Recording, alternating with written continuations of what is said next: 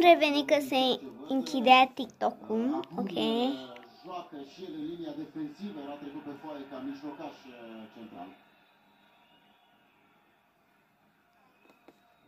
Mama. Dar nu se vede.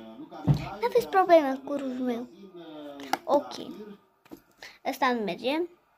Îmi pare rău, tu o să rămâi lipit. Haideți să lipim și noi cu revenim. Revenim să lipim acesta. Cu super glue. Haide, 3, 2, 1 și să facem musca, pipi.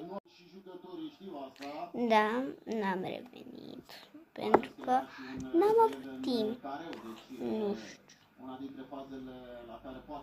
Bate, bate și pumbează de sânge rece.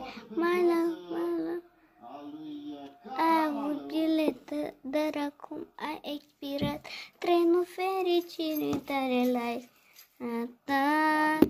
Te-ți minte, mai aminte, când m-ai sunat cu zi cu tine. Da, mai am urât și revenim cu tine. Am revenit și eu. Apoi este agățat. Luca Mihai, un jucător, un mijlocaș central crescut în Italia la nivel de junior. Iată ce frumos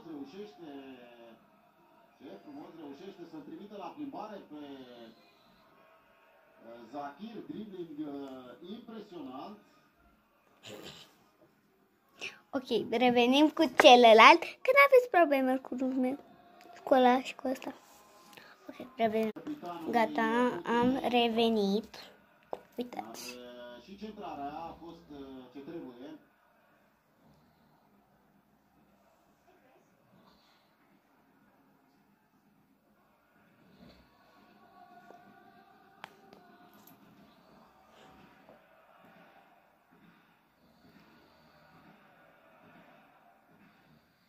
Respinge Pospielov, prelungirea lui Roman, Costache, Abdala, clasă pentru Roman. Da, tatăl meu se culcă.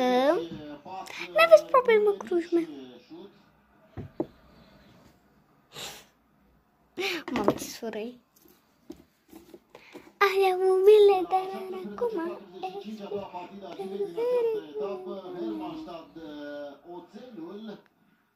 Hermannstad și ea cu probleme mari în acest... Am terminat. Așa-ți face niște buze. 10 puncte echipa lui Marius Mălgărășanu.